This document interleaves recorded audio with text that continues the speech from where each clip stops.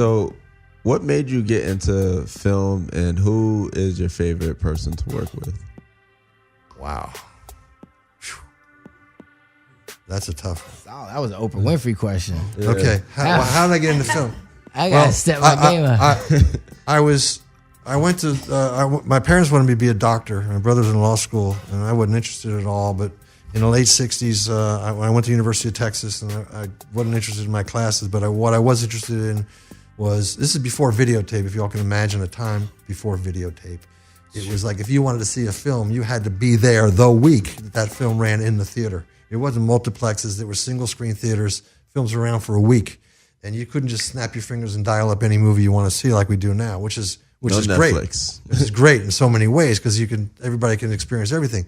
But anyhow, what happened was people that were raising money to protest the war in Vietnam were bringing 16-millimeter film prints in of Fellini, Kurosawa, Bergman, Godard, all the the greats of cinema. And this became my passion. This is what I did was I watched that. That's all I did. I would pay $1 every night, sometimes see 2 films a night, but I wasn't doing anything with my classes. Consequently, wasn't getting very good grades, and the way it worked in those days, if you had a student deferment and you lost it because you flunked out, it was pretty sure you were going to Vietnam.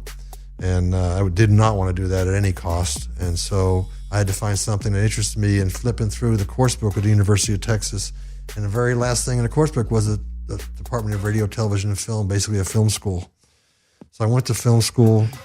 I had played around with the 8-millimeter camera when I was 13 years old. When the skateboard was invented, my buddies and I, we lived in a very hilly town with beautifully paved streets. We had skateboards, and for some reason I went into Manhattan and bought a 8-millimeter camera and shot my buddy. So in film school, anybody ever work a camera? I have. Okay, you'll be the cameraman. And we went out and we did a Western, and I killed it. I was fortunate. It was black and white. It was beautiful. And everybody went crazy. Shoot my film, shoot my film. So I right away started shooting everybody's films.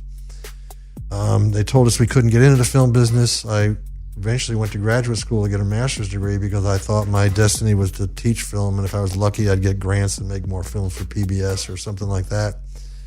And 3 weeks out of film school, graduate school, I was hired to shoot the Texas Chainsaw Massacre, the original one.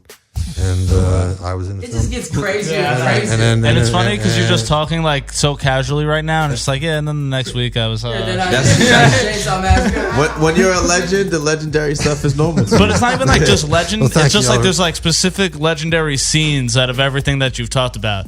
Like obviously Billie Jean, Texas Chainsaw, like the closing scene when he's swinging the chainsaw. It's like just legendary scenes within the legendary things that you've done.